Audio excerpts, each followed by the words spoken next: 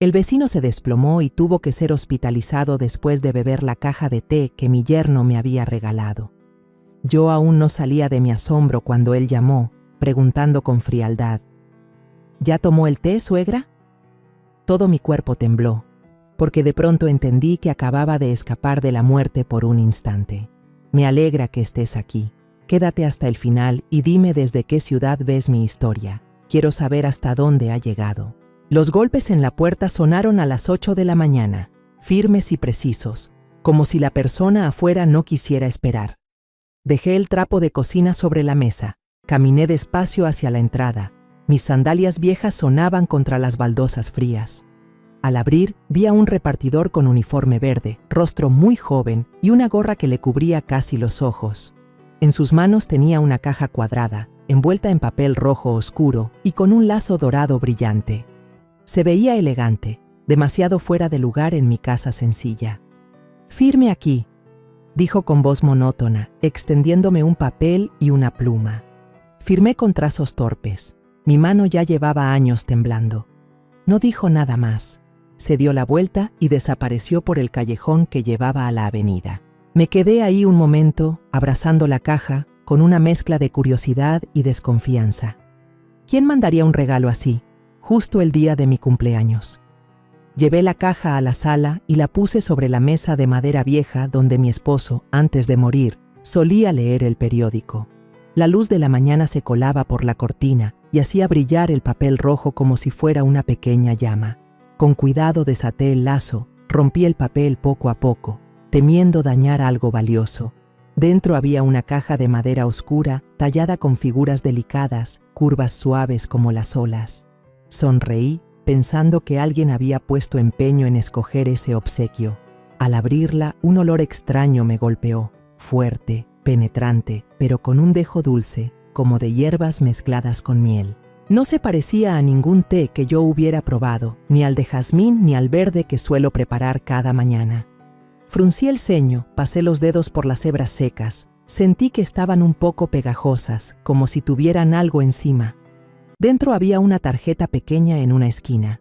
La levanté y la abrí. Solo decía: «Feliz cumpleaños». Sin saludo, sin firma, únicamente un nombre escrito a mano: Octavio. El corazón me dio un vuelco. Octavio, mi yerno, el hombre cuyo solo nombre me hacía apretar los puños recordando viejas heridas. Nunca nos llevamos bien. Las discusiones sobre los bienes de Marisela, mi hija, habían abierto un abismo entre nosotros. Octavio siempre quiso que vendiera el terreno en las afueras, herencia de su padre, para invertir en sus proyectos de arquitectura. Me negué, no por avaricia, sino porque era el último recuerdo de mi esposo. Cada vez que lo mencionaba, Octavio me miraba con frialdad, como si yo fuera un obstáculo en su camino. ¿Y ahora me mandaba un regalo de cumpleaños? ¿Una caja de té caro? Me quedé con la tarjeta en la mano, la mente hecha un nudo. Algo no cuadraba, aunque no podía señalar qué. Justo entonces sonó el teléfono en la mesa, rompiendo el silencio. Me sobresalté, dejé la tarjeta y contesté. Era Marisela. Su voz sonaba alegre, distinta de la tensión que aparecía cada vez que hablábamos de Octavio. «Mamá, ¿ya recibió el regalo de Octavio? Es una caja de té raro. Él lo escogió con mucho cuidado. De verdad quiere mejorar la relación con usted», me dijo, como intentando convencerme. Respondí con evasivas, sin saber qué decir. «Sí, ya lo recibí. Tal vez lo pruebe en la tarde», contesté con voz seca. Marisela suspiró de alivio, como si se quitara un peso de encima. «Qué bien, mamá. Me alegra mucho. Tengo que entrar a una junta. En la noche le vuelvo a llamar». Y colgó tan rápido que no alcancé a añadir nada más. Dejé el teléfono a un lado y miré la caja de té sobre el mueble. Una sensación de inquietud se coló en mi pecho, como cuando te paras frente a una puerta desconocida sin saber qué hay detrás. Me dije a mí misma que quizá estaba siendo demasiado desconfiada. Al fin y al cabo, Octavio era el esposo de Marisela, y ella confiaba en él. Tal vez de verdad quería reconciliarse, como ella decía. Traté de sacudirme aquel pensamiento pesado y fui a la cocina a preparar el almuerzo. El olor a cebolla frita y jitomate guisado se extendió, familiar, ayudándome a olvidar por un momento aquel regalo. Menos de una hora después, el timbre volvió a sonar. Me limpié las manos en el delantal y abrí la puerta. Era Gaspar, el vecino bondadoso que llevaba más de 20 años viviendo al lado. Estaba ahí, con una sonrisa amable en su rostro arrugado, sosteniendo una canasta de fruta fresca, mangos, naranjas y unos aguacates maduros. «Feliz cumpleaños, Magdalena», dijo con una voz cálida como un abrazo. Sonreí, sintiéndome un poco más ligera. «Gracias, Gaspar. Pase, siéntese un rato». Lo invité a entrar y puse la canasta sobre la mesa. Al ver los mangos dorados pensé, ya que está aquí, ¿por qué no probar el té de una vez? La idea me cruzó como una manera de comprobar si el regalo de Octavio era realmente inofensivo. Fui por la caja de té que estaba en el mueble y la llevé a la sala. «Gaspar, mire, un regalo de cumpleaños», dije, tratando de sonar tranquila. Él entrecerró los ojos, observó la caja de madera y asintió. «Qué bonita caja de té, debe ser algo fino. ¿Quién se lo dio?» Titubeé y luego respondí. «Mi yerno, Octavio». Gaspar levantó las cejas, pero no dijo nada. Sabía bien de los conflictos entre Octavio y yo. Todo el vecindario lo sabía. Abrí la caja y otra vez ese aroma dulce y punzante se desbordó, haciéndome detener un segundo. «Huele raro pero rico», comentó Gaspar mientras aspiraba profundo. Tomé un poco de las hojas secas y las puse en la tetera de vidrio que siempre usaba. Al verter el agua hirviendo, las hebras se retorcieron como pequeñas serpientes. El color del agua se volvió marrón oscuro, más fuerte de lo que esperaba. El vapor se elevó con ese aroma extraño, llenando la sala. Preparé 2 tazas, una para él y otra para mí. La porcelana blanca descansaba en mis manos mientras miraba el humo fino subir, todavía con dudas. Gaspar probó un sorbo, y la imagen de su sonrisa tranquila quedó grabada cuando dijo: «Sí que tiene un olor raro, Magdalena. Nunca había probado algo así». Su voz sonaba igual que cuando hablaba de sus días de carpintero en el mercado viejo o cuando me enseñaba a podar el rosal del jardín. Le devolví la sonrisa, fingiendo normalidad, aunque dentro de mí crecía esa incomodidad, como si alguien me susurrara que todo estaba a punto de torcerse. Gaspar levantó la taza otra vez, inhaló hondo y asintió. Un poco amargo, pero con un regusto dulce. «Curioso, la verdad», dijo con ojos brillantes, como un niño descubriendo un platillo nuevo. Yo acerqué mi taza a los labios y olí con más atención. El olor fuerte no parecía a té, sino a algo peligroso. Dudé, apreté el asa con los dedos y luego la dejé sobre la mesa, murmurando al azar: «Que se enfríe tantito, está muy caliente». En realidad, no quería beberla, no porque tuviera una sospecha clara, sino por esa sensación extraña, como cuando miras un camino oscuro y sabes que no deberías avanzar. Empezamos a conversar, como tantas veces antes. Le conté sobre el rosal nuevo que había plantado en el patio trasero, con pequeños capullos que apenas empezaban a abrirse. Gaspar asintió y compartió cómo alguna vez había sembrado un naranjo en su patio, aunque la tierra de aquí no era adecuada para ese árbol. Se rió, con esa voz ronca pero cálida. «Ten paciencia, Magdalena. Todo florecerá, solo hay que no rendirse». Yo asentí, sintiendo que el corazón se me aligeraba un poco, como si su sola presencia bastara para disipar la inquietud que me tenía atrapada. Tomó otro sorbo de té. La taza de porcelana sonó apenas al tocar sus labios. Lo miré, buscando una excusa para no beber de la mía, pero no supe qué decir. Y entonces, apenas unos 5 minutos después, todo cambió.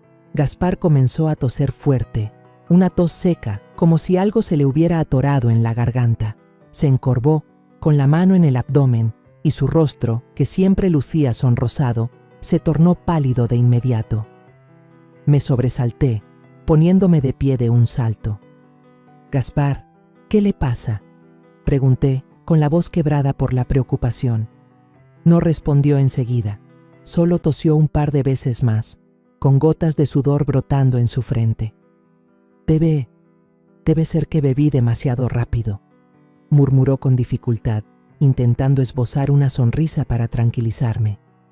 Pero luego se tambaleó al levantarse, apoyándose en el borde de la mesa, y delante de mis ojos, sus piernas temblaron hasta que se desplomó en el suelo de loseta. Grité sin pensar: ¡Gaspar! Corrí hacia él, me arrodillé a su lado, y con la mano temblorosa lo toqué en el hombro. Su rostro estaba completamente blanco, los ojos cerrados, la respiración entrecortada como si se apagara. Comenzó a convulsionar, sacudidas breves pero intensas, como si su cuerpo luchara contra algo terrible. Me invadió el pánico, el corazón golpeándome el pecho como queriendo romperme las costillas. Corrí a la cocina por un paño húmedo, con la esperanza de que al mojarle la cara reaccionara. Pero al volver lo vi aún en el suelo, inmóvil, apenas con algunos espasmos débiles. Me lancé hacia el teléfono fijo, con las manos tan temblorosas que casi se me cayó el auricular. «Por favor, vengan rápido. Mi vecino está convulsionando», grité en el teléfono con la voz rota. La persona del otro lado hizo unas preguntas, pero yo solo repetía mi dirección una y otra vez, como si fuera la única frase que aún recordaba. Regresé junto a Gaspar, le tomé la mano y susurré: «Aguante, ya viene la ambulancia». Pero él no respondió, solo un hilo débil de respiración parecía sostenerlo. Pocos minutos después, la sirena de la ambulancia desgarró el silencio del vecindario. 2 paramédicos entraron corriendo, con su maletín y la camilla. Revisaron a Gaspar rápidamente. Uno palpó su cuello buscando el pulso mientras el otro preparaba el tubo de oxígeno. «Pulso débil, signos de intoxicación aguda», dijo uno de ellos con voz tensa. Yo estaba allí, inútil, mirando cómo lo levantaban a la camilla con movimientos rápidos pero preocupados. Lo seguí hasta la puerta, intentando preguntar: «¿Se va a poner bien? ¿Lo pueden salvar?». Pero no se detuvieron. Solo me dijeron que esperara noticias en el hospital. La ambulancia se fue a toda velocidad, la sirena alejándose, y yo me quedé de pie en el patio, con las piernas clavadas en la tierra. Regresé a la casa, ahora tan silenciosa que daba miedo. El olor del té todavía flotaba en el aire, como un recordatorio cruel de lo que acababa de pasar. Mi taza seguía en la mesa. El vapor ya se había disipado, pero desprendía un aroma que me helaba la piel. Me senté en la silla, con la cabeza entre las manos, intentando ordenar lo ocurrido. Gaspar, el vecino que me había acompañado en tantas dificultades, ahora estaba en un hospital, luchando entre la vida y la muerte. Y todo por una taza de té. La taza de té que Octavio había enviado. Justo en ese momento, sonó el teléfono fijo, un timbre agudo que me hizo dar un brinco. Dudé, pero terminé levantando la bocina. La mano me temblaba tanto que casi la dejo caer de nuevo. «¿Aló?», dije con voz débil. Un breve silencio, y luego la voz de Octavio se escuchó, fría, cortante, como un cuchillo. «¿Ya tomó el té, suegra?». Me quedé helada. Por unos segundos no pude pronunciar palabra. Solo se oía su respiración, lenta, serena hasta lo escalofriante, a través del auricular. Mi corazón latía con fuerza, como si quisiera salirse del pecho. Él sabía que yo no lo había tomado. Y esa voz no era la de un yerno preocupado por su suegra. Era la voz de alguien que esperaba algo. No alcancé a responder. La línea se cortó. El teléfono se me resbaló de la mano y cayó al piso de loseta con un golpe seco. Me quedé allí parada, con la mirada fija en la taza de té aún humeante sobre la mesa, como si fuera un monstruo al acecho. La sala estaba ahora tan silenciosa que la quietud me oprimía, como si el olor dulzón del té se hubiera tragado todos los sonidos. Recogí el teléfono. El corazón golpeaba tan fuerte que parecía romperme las costillas. Octavio había colgado, dejándome sola con ese silencio aterrador y la taza de té todavía echando vapor. Temblando, marqué su número. La línea sonaba ocupada, un tono seco que parecía burlarse de mi desesperación. Lo intenté otra vez. Mis dedos torpes se equivocaron de tecla varias veces. El timbre sonó, largo, insistente, pero nadie contestó. Me quedé inmóvil, mirando la pantalla negra del aparato, con la mente hecha un nudo. ¿Qué sabía él? ¿Por qué preguntó eso? La pregunta de Octavio no era casual, de eso estaba segura. Era como una advertencia, o peor, una amenaza. De pronto, El teléfono vibró, interrumpiendo mi caos mental. Era Marisela. Su voz salió por el altavoz, cargada de angustia, como si apenas lograra contener un grito. «Mamá, acabo de escuchar a doña Alma que regresó del mercado. Ella dijo que llegó una ambulancia a tu casa. ¿Qué pasó?» Escuché el temblor en cada palabra de mi hija, como si estuviera al borde de un abismo. Tomé aire, intentando sonar serena, aunque por dentro todo se me venía abajo. «Gaspar». Él tomó el té y se desplomó. «Marisela, la ambulancia acaba de llevárselo». Me detuve, incapaz de confesar mis sospechas. Ella guardó silencio unos segundos y luego preguntó, cada vez más bajo: «Mamá, ¿tú lo tomaste?» «No», respondí, breve. El suspiro de alivio de mi hija se escuchó como si acabara de despertar de una pesadilla. «Qué bueno, mamá. Voy a llamar a Octavio ahora mismo», dijo rápido, con tono apurado. «No», grité casi, pero Marisela ya había colgado antes de que pudiera detenerla. Me quedé allí, con el teléfono aún pegado al oído, sintiendo una impotencia abrumadora. Marisela siempre lo defendía, siempre veía en Octavio al esposo perfecto, aunque yo muchas veces le hablé de sus miradas frías, de sus palabras filosas, cada vez que discutíamos por el terreno de su padre. Ahora solo rogaba que no corriera a contarle todo. Me giré hacia la mesa, con las piernas pesadas como si llevara piedras amarradas. La caja de té seguía allí, abierta, el olor dulzón flotando como un recordatorio de lo que acababa de pasar. Me quedé mirando las hebras secas, parecían inofensivas, pero a mis ojos eran como serpientes enroscadas, esperando. No podía dejar eso allí. Con la mano temblorosa, tomé una cuchara de acero de la cocina y recogí un puñado de hojas secas, poniéndolas con cuidado en una bolsita de plástico. La até fuerte, revisando que no quedara ninguna rendija, y la guardé en el cajón del comedor, cerrándolo con la llavecita que siempre llevaba en el bolsillo de mi bata. Si algo pasaba, al menos tendría una prueba. Eso me repetí, aunque por dentro el miedo no se iba. El sonido de la sirena de la patrulla retumbó en el callejón, agudo, desgarrando el silencio del mediodía. Me sobresalté, el corazón golpeándome en el pecho. 2 policías entraron, uno alto con uniforme azul, el otro más bajo con una libreta y un bolígrafo en la mano. «¿La señora Magdalena?», preguntó el alto, con voz seria. «Recibimos un reporte del hospital. Se trata de un caso grave de envenenamiento». Asentí, tratando de mantener la calma, aunque mis manos temblaban cuando señalé la mesa. Es el té».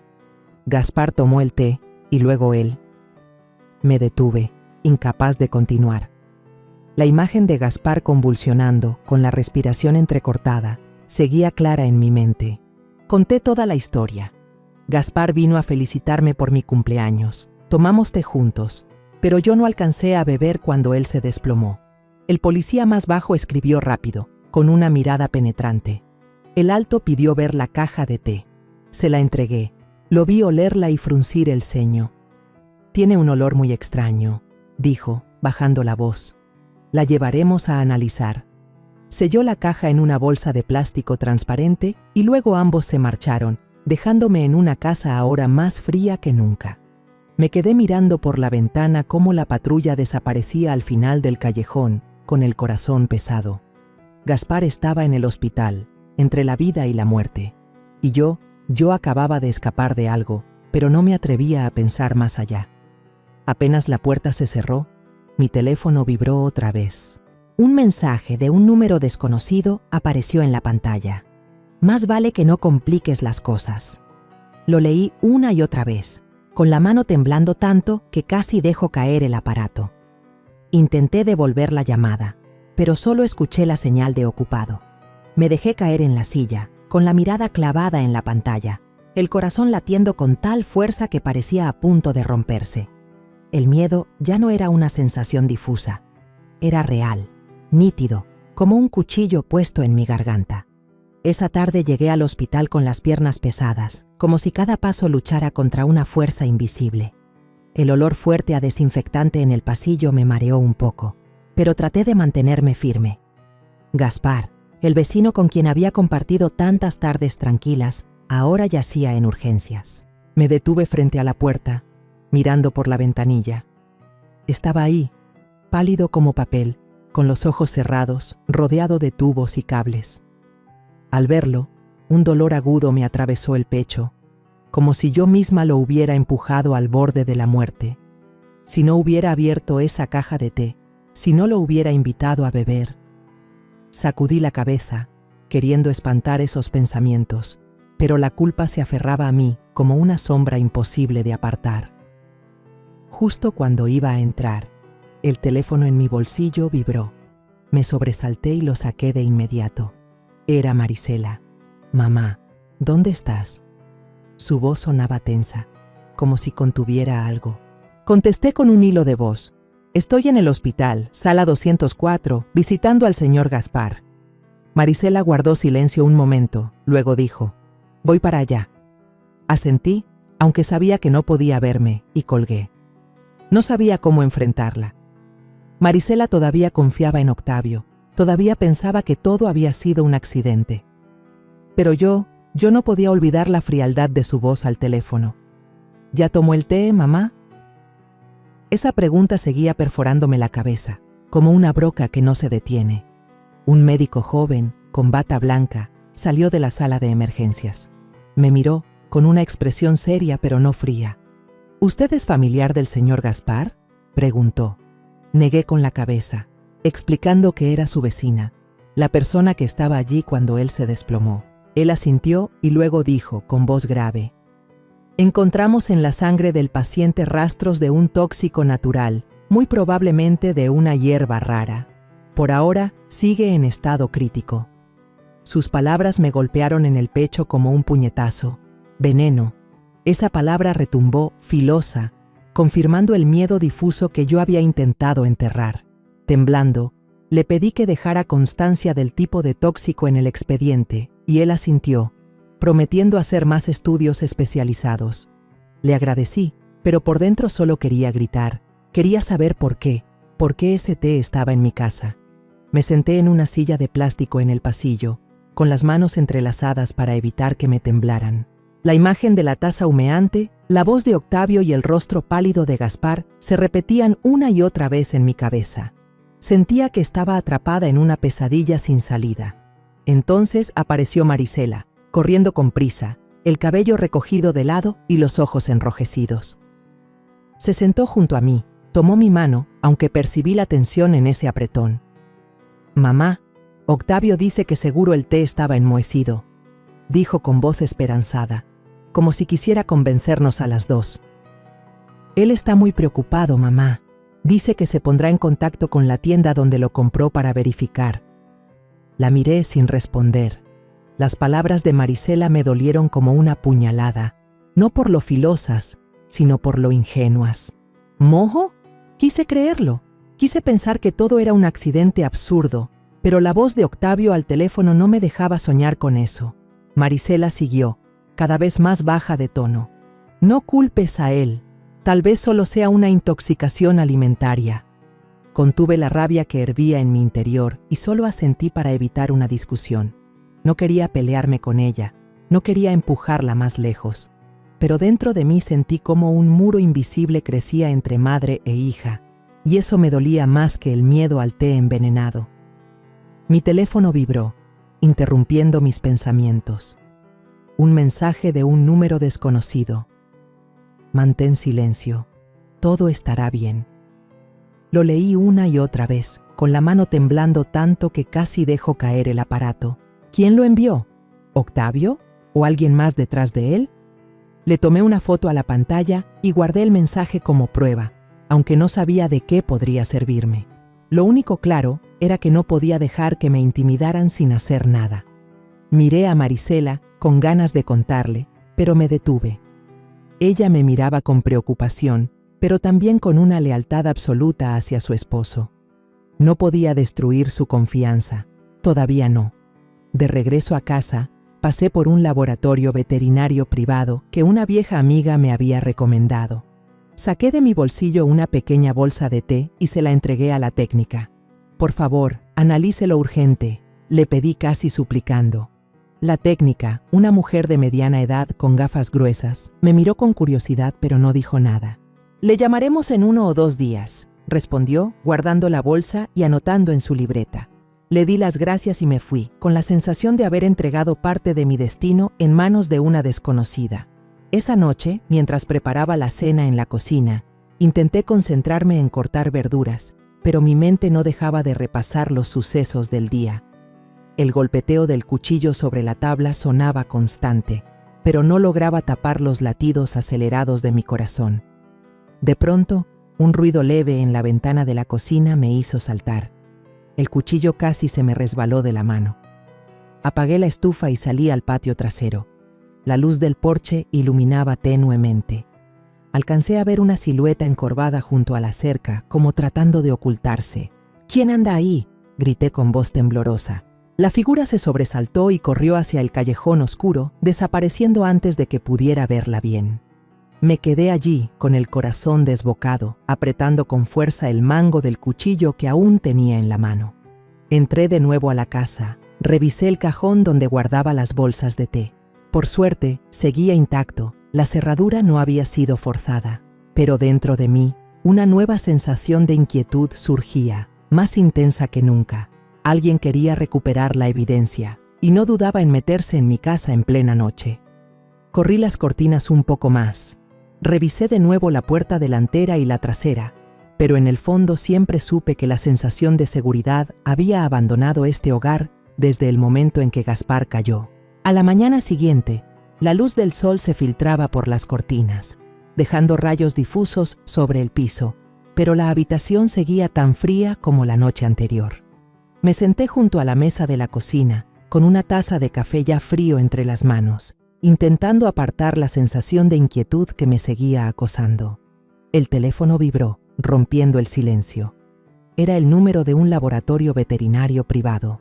Contesté, el corazón latiendo fuerte, como si ya supiera que lo que estaba por escuchar lo cambiaría todo. La voz del técnico sonó clara, sin rastro de emoción. «Señora Magdalena, hemos analizado la muestra de té que nos envió. Contiene alcaloides de una hierba sumamente tóxica. No puede estar presente de forma natural en un té comercial. Está claro que fue adulterado». Apreté el teléfono, sintiendo como si el suelo bajo mis pies se hundiera. Veneno. No era moho, no era un accidente. Alguien había mezclado el té con veneno a propósito, y yo sabía, muy dentro de mí, que el nombre Octavio en aquella tarjeta no era casualidad. «Gracias», susurré con la voz quebrada. «¿Necesita un reporte detallado?», preguntó la técnica. Asentí, aunque no pudiera verme, y respondí, «Por favor, envíemelo lo antes posible». Anoté con cuidado cada palabra en un cuaderno viejo. La mano me temblaba tanto que la letra salía torcida. Esto era evidencia, me repetía, evidencia de que no estaba loca, de que mi miedo era real. Al mediodía, sonó el timbre de la puerta. Me sobresalté. Miré por la mirilla antes de abrir. Era Marisela. Estaba allí, con una bolsa de comida en la mano, el rostro pálido pero forzando una sonrisa. «Mamá, traje unos tamales. Yo quiero quedarme con usted hoy», dijo en voz baja, como si quisiera ocultar su preocupación. Asentí. Abrí la puerta, pero en mi interior sabía que el día no sería fácil. Marisela entró, dejó la bolsa sobre la mesa y empezó a ordenar, como si buscara evitar mi mirada. Yo la observaba, a la hija que había cargado en mis brazos desde recién nacida, y que ahora parecía tan lejana como si nos separara un océano. Respiré hondo, reuniendo valor para hablar. «Marisela, necesito hablar contigo». Ella se detuvo, con el plato todavía en la mano, y me miró con ojos llenos de cautela. «¿De qué, mamá?». Señalé el cuaderno sobre la mesa, donde había anotado la llamada del laboratorio. La caja de té estaba envenenada. No fue una intoxicación normal. El laboratorio dice que fue alterada a propósito. Mi voz temblaba, no por miedo, sino porque sabía que esas palabras la herirían. Marisela frunció el ceño, dejó el plato y se acercó a la mesa. «No saque conclusiones, mamá», dijo rápido, con un tono más duro de lo que esperaba. «Mi esposo compró ese té en una tienda confiable. ¿Cómo podría tener veneno?». Saqué la impresión del análisis del laboratorio y la empujé hacia ella. «Léelo», le pedí, tratando de mantener la calma. Marisela tomó el papel, recorrió las líneas con la vista, pero luego negó con la cabeza con tal fuerza que su cabello se agitó. No, mamá. Tal vez alguien puso el veneno allí para culpar a Octavio. Él no haría eso. Su voz se alzó, como si intentara convencerse a sí misma tanto como a mí. Me quedé sin palabras, con una piedra pesada oprimiéndome el pecho. Marisela, dije con la voz quebrada, solo quiero que estés a salvo. No quiero perderte. La muchacha dejó el papel sobre la mesa, con la voz tensa. No puedo creer que mi esposo haya hecho algo así. Mamá, debe parar esto, o va a destruir mi familia. Sus palabras fueron como un cuchillo, filosas y frías, que se clavaron directo en mi corazón. Quise gritar, decirle que fue el mismo Octavio quien me llamó para preguntarme, ¿ya tomaste el té? Con una voz helada, como la de un depredador, pero no pude. Al mirar los ojos de Marisela, vi la desesperación, esa defensa ciega hacia el hombre que ama. Guardé silencio, dejando que el peso del ambiente cubriera la cocina.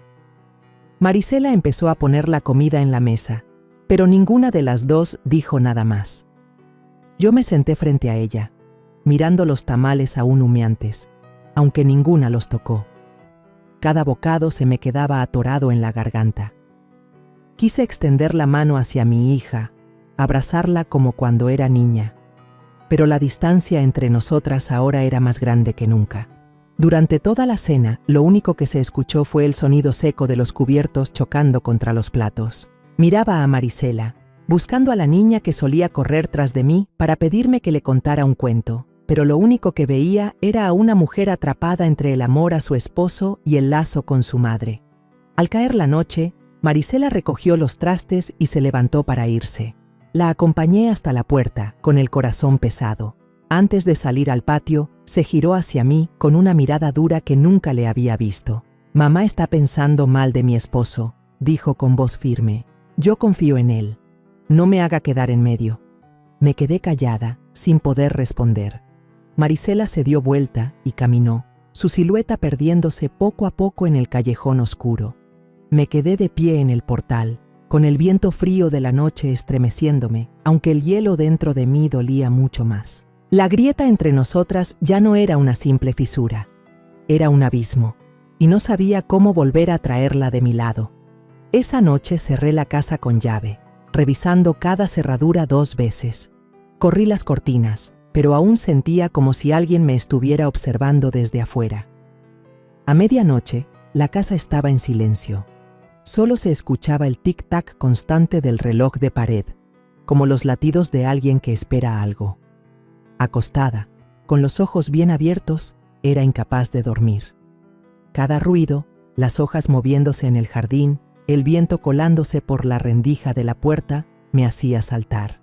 Intentaba cerrar los ojos, recordar los días tranquilos de antes, cuando Marisela era una niña, cuando mi esposo aún vivía, cuando esta casa estaba llena de risas.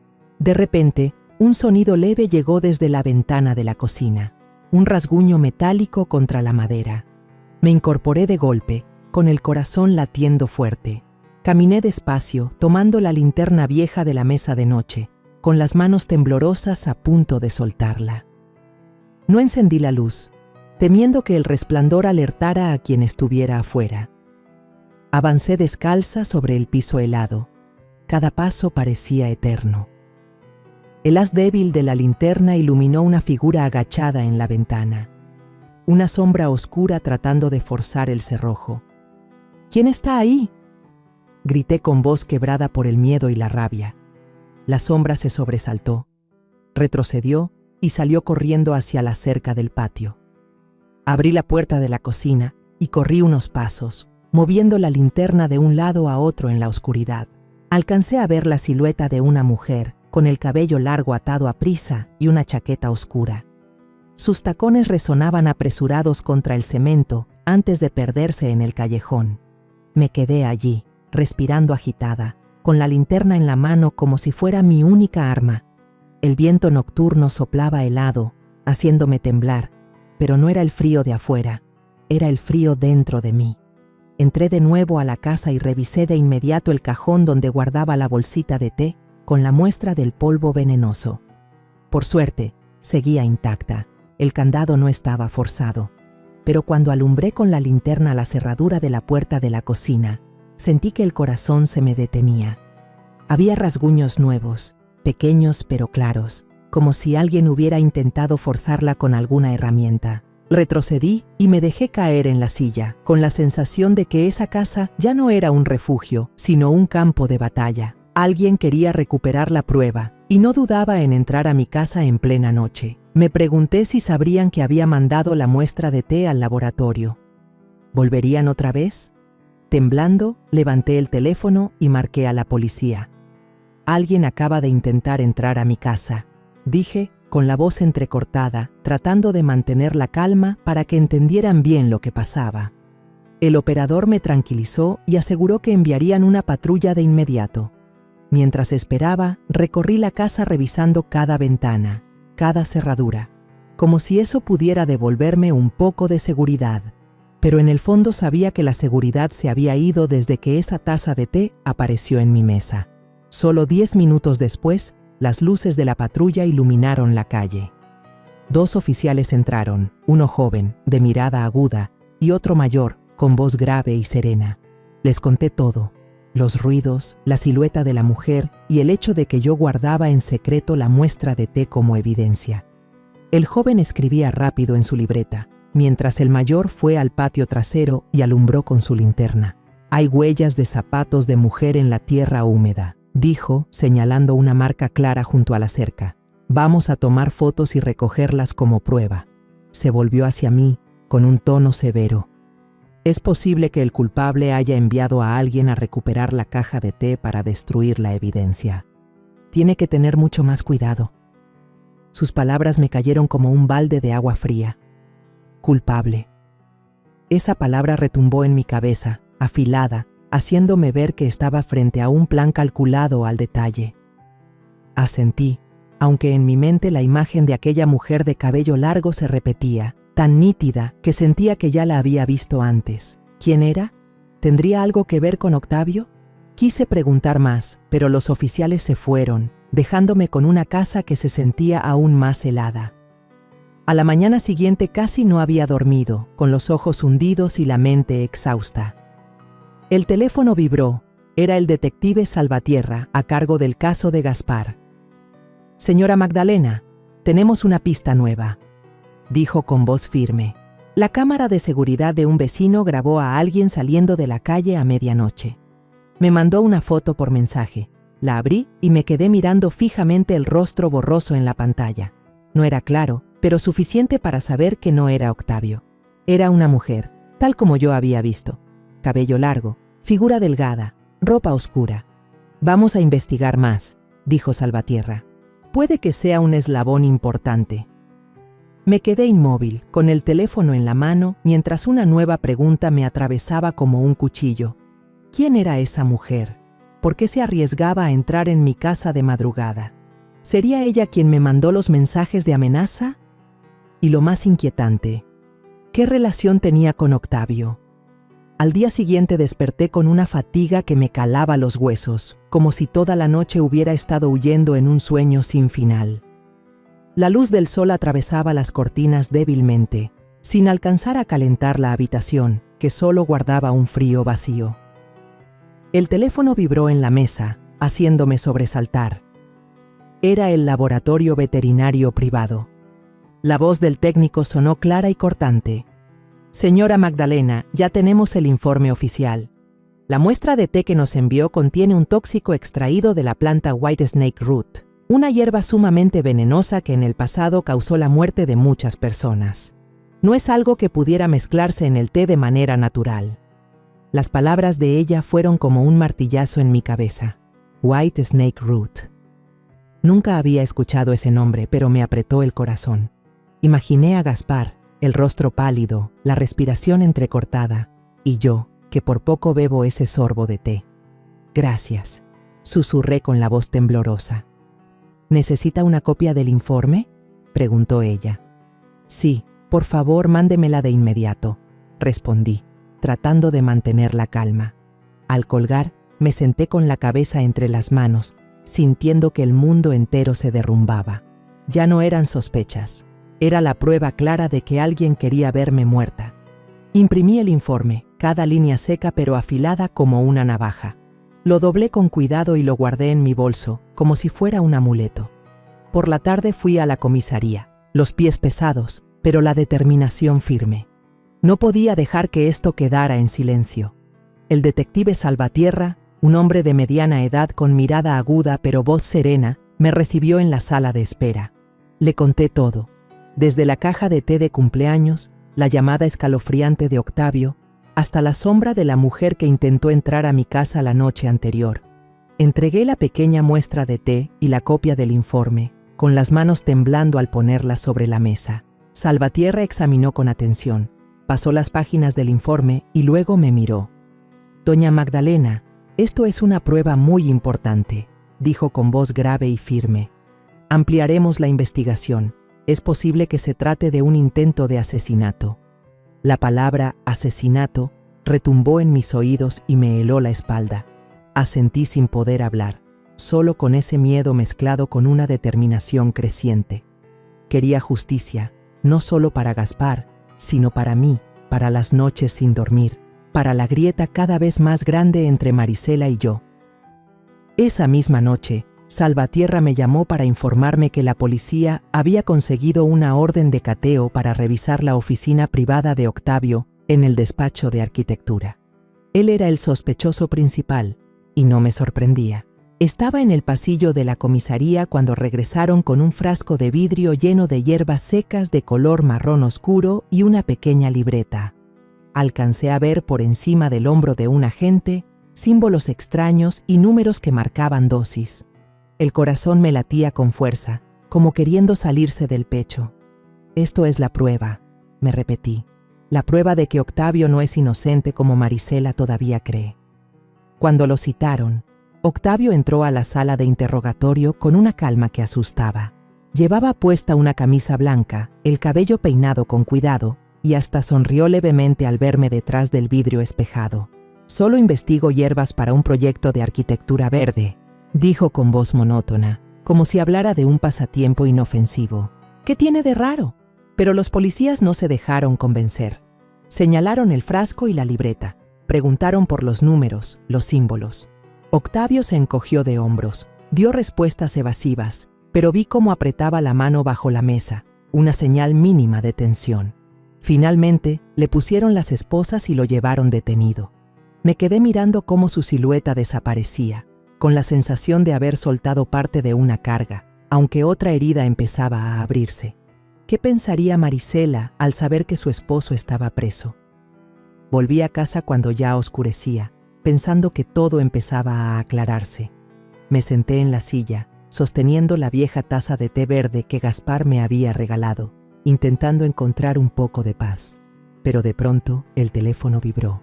Un mensaje de un número desconocido. «Ya se le acabó la suerte por ignorar mi advertencia. La próxima vez nadie podrá salvarla a tiempo». Me sobresalté. El celular casi se me cayó de las manos. Octavio ya había sido arrestado. Entonces, ¿quién era este? Le tomé una captura de pantalla y se la mandé enseguida a Salvatierra. A los pocos minutos me llamó con voz seria. «Debe tener muchísimo cuidado. Vamos a poner gente vigilando de manera encubierta alrededor de su casa». Asentí, aunque él no me veía, y colgué. Me levanté, revisé de nuevo las cerraduras y corrí las cortinas con más fuerza. La casa ahora parecía una fortaleza, pero yo me sentía como una presa acechada. 2 días después del allanamiento, decidí ir al hospital a visitar a Gaspar. Sí, cada paso por el camino conocido hacia el hospital se me hacía pesado, como si caminara sobre un campo lleno de espinas. No podía dejar de pensar en él, mi vecino bondadoso que ahora estaba en cuidados intensivos, luchando cada segundo por aferrarse a la vida. La imagen de su rostro pálido, conectado a múltiples tubos, me perseguía sin tregua, apretándome el pecho. Me culpaba a mí misma, aunque sabía que no servía de nada. Si no hubiera abierto esa caja de té, si no lo hubiera invitado a beber. Moví la cabeza, tratando de alejar esos pensamientos, pero se me aferraban como una maldición. Caminaba por el callejón angosto que llevaba al hospital. El sol del mediodía pegaba fuerte, obligándome a entrecerrar los ojos. La calle estaba casi vacía, solo unas pocas personas y el ruido lejano del tráfico. De repente, un estruendo brutal retumbó desde arriba, como si el cielo se viniera abajo.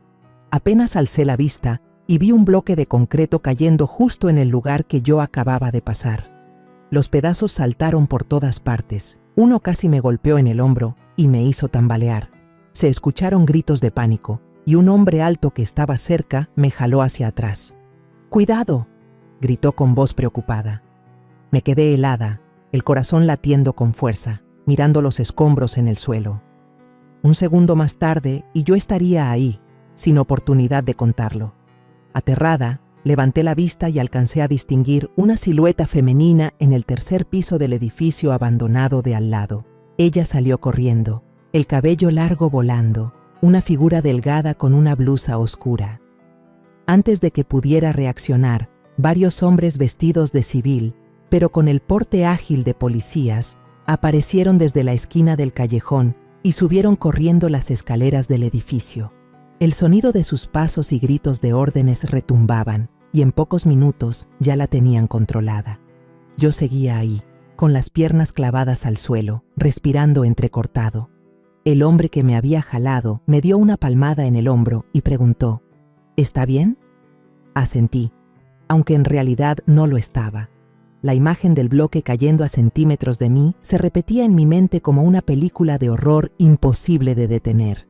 Cuando la policía bajó a la mujer, me quedé sin habla. Esa figura, ese cabello mal recogido, era ella, la misma que había intentado entrar en mi casa la noche anterior. Su rostro ahora, bajo la luz del día, mostraba frialdad y a la vez desesperación. El detective Salvatierra apareció. Se acercó a mí con expresión grave. «Ella es Isidora», dijo con voz baja. «La examante de Octavio. La hemos estado vigilando desde hace un tiempo». La miré, sintiendo que el corazón me retumbaba. Isidora forcejeaba, gritando: «No tienen ninguna prueba. Solo pasaba por el edificio por casualidad». Su voz sonaba desafiante, pero yo escuchaba el temblor escondido, el de alguien que intenta tapar su culpa. Salvatierra hizo una seña a un policía para que revisara los bolsillos de su abrigo. Encontraron un boleto de autobús recién comprado, con destino a la zona de oficinas donde trabajaba Octavio. Escuché a Salvatierra murmurarle a su compañero: «Ella todavía se comunica con él, de eso no hay duda». Isidora fue esposada y su mirada se cruzó con la mía, helada y llena de odio. Retrocedí sin pensarlo, sintiendo que esa mirada podía atravesarme. Salvatierra se volvió hacia mí, su voz grave pero tranquilizadora. «Parece que este caso es más complicado de lo que pensábamos, señora Magdalena. Usted se ha salvado de morir por segunda vez». Me dejé caer en la banca de piedra cercana, con las manos aún temblando. La imagen del bloque de concreto cayendo tan cerca de mí me dejó sin aliento. Un paso más lento y yo no estaría aquí. Miré mis manos, huesudas y llenas de arrugas, como si se aferraran a la vida con desesperación. «¿Por qué?», susurré, no preguntándole a Salvatierra, sino a mí misma. ¿Por qué alguien querría mi muerte con tanta insistencia? ¿Y quién era en realidad Isidora dentro de este juego mortal? ¿La examante de Octavio, tal vez? ¿Actuaba sola? ¿O era Octavio quien seguía moviendo los hilos desde la cárcel? La policía me llevó a casa en un vehículo oficial, pidiéndome que no saliera sin compañía. Asentí, pero por dentro sabía que ya no existía un lugar realmente seguro. Cuando el auto se detuvo frente a la reja, bajé y mi mirada recorrió el callejón como si cualquier sombra pudiera esconder a alguien al acecho. Salvatierra entró conmigo, revisó cada rincón de la casa y luego dijo: «Vamos a reforzar la vigilancia en esta zona. Puede estar tranquila». Pero ¿cómo podía estarlo? Le di las gracias, aunque en cuanto la puerta se cerró, el miedo de pensar en los peligros rondándome me hizo sentir que iba a enloquecer. Pasaron varias semanas desde aquel día en que estuve a punto de ser aplastada por el concreto, pero el miedo seguía pegado a mí como una sombra. Ya no me atrevía a salir sola. Siempre miraba por encima del hombro y mi sueño se había convertido en pedazos cortos interrumpidos por pesadillas. Al fin llegó el día del juicio. como una tormenta que se avecinaba para arrastrarme. Fui citada como testigo principal, y al entrar a la sala sentí que mi corazón latía tan fuerte que cualquiera podría escucharlo. El lugar estaba abarrotado. Los periodistas se apretujaban en las esquinas, las cámaras y los flashes no paraban, como si quisieran capturar cada segundo de un caso que tenía a toda la ciudad en vilo. Me senté en el estrado de testigos, con las manos entrelazadas para evitar que temblaran. Frente a mí estaba Octavio, en el banquillo de los acusados, con una camisa blanca impecable y un rostro tan sereno que resultaba escalofriante. A veces esbozaba una sonrisa fría, como si todo esto no fuera más que un juego que él tenía bajo control. A su lado estaba Isidora, la mujer que había visto aquella noche entre las sombras. Llevaba el cabello recogido, la mirada filosa, sin un ápice de miedo, como si nada pudiera alcanzarla. Cuando el fiscal se levantó, su voz sonó clara y firme, exponiendo las pruebas sobre la caja de té envenenado. Señaló el frasco con hierbas secas y la libreta hallada en la oficina de Octavio, subrayando que el veneno era White Snake Root, mezclado a propósito. Yo escuchaba cada palabra, sintiendo que revivía los momentos de terror en mi propia casa. Entonces Octavio se puso de pie y con voz calmada, casi burlona, dijo: «Yo nunca llevé té a casa de mi suegra. Tal vez alguien quiso poner veneno y usar mi nombre para incriminarme». Su mirada recorrió la sala hasta detenerse en mí, fría como un cuchillo. La sala estalló en murmullos. Algunos cuchicheaban entre sí, como si sus palabras fueran suficientes para sembrar la duda. Isidora también se levantó, su voz afilada y desafiante. «La señora Magdalena es la que tiene el motivo. Ella amenazó con destruir a Octavio, y fue ella quien puso el veneno en el té para luego culparnos a nosotros». Sus palabras fueron como un puñetazo en el pecho. Sentí la sangre subirme al rostro, las manos cerrarse en puños. ¿Destruir a Octavio? Yo nunca lo amenacé, aunque las discusiones por el terreno de mi esposo me enfurecieron más de una vez. ¿Pero acusarme falsamente? Miré a Isidora, buscando en sus ojos un rastro de arrepentimiento, pero solo encontré frialdad y arrogancia.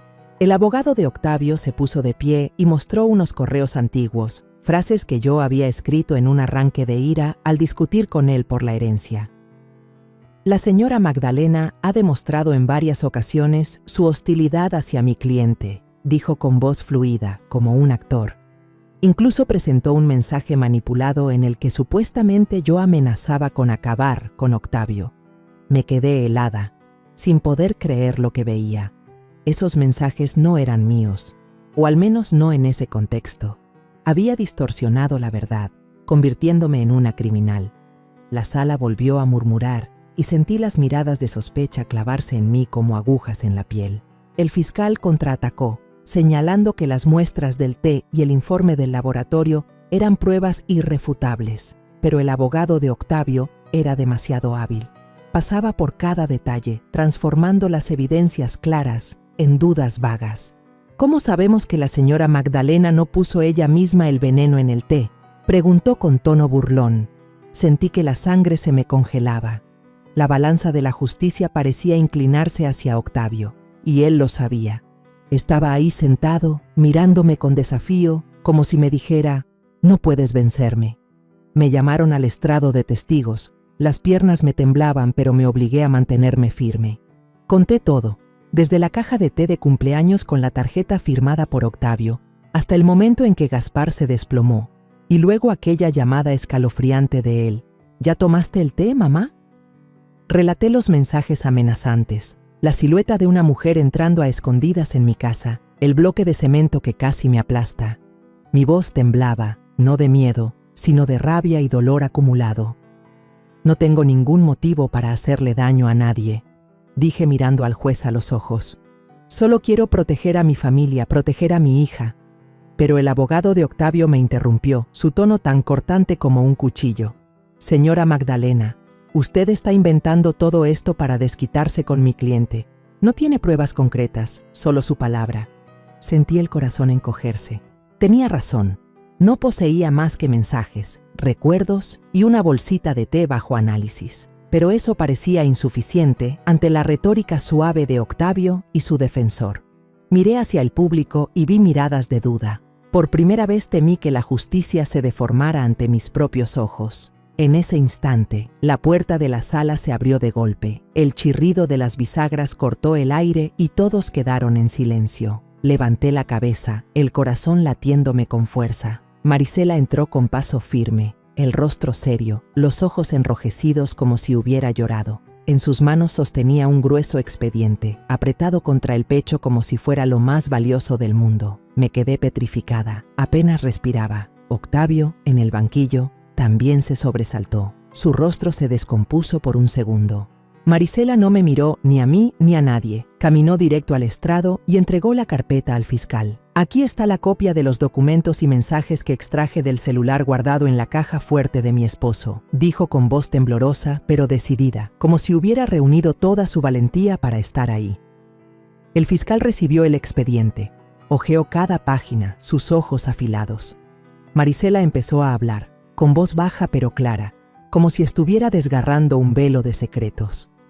Hace unos meses, empecé a notar que Octavio se comportaba raro.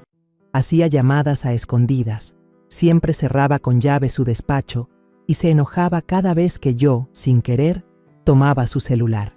Pensé que era solo por la presión del trabajo, pero luego lo vi abrir la caja fuerte una y otra vez, como si estuviera escondiendo algo. La muchacha se detuvo, respiró hondo y continuó. Encontré la clave de la caja fuerte pegada debajo del escritorio. La abrí y saqué el segundo teléfono que él tenía. Lo que había ahí, no lo podía creer. La sala entera quedó en silencio. Solo se oían las hojas que pasaba el fiscal. Él se levantó, su voz sonó firme y clara, leyendo en voz alta las líneas del expediente. Este es el plan detallado de cómo mezclar la toxina White Snake Root en el té, con notas sobre el tiempo, la dosis y hasta los chats entre Octavio e Isidora, donde discuten probarlo en alguien primero y luego en Magdalena. Se detuvo, recorrió la sala con la mirada y señaló el teléfono que Marisela había entregado. Esta es una prueba irrefutable. Un murmullo de sorpresa recorrió al público. Miré a Octavio y vi cómo su rostro cambiaba de color. Su mano se cerraba en un puño. Sus ojos lanzaban fuego de rabia hacia Marisela. Isidora se levantó de golpe, gritando: «¡Ella miente! ¡Esa es una prueba falsa!».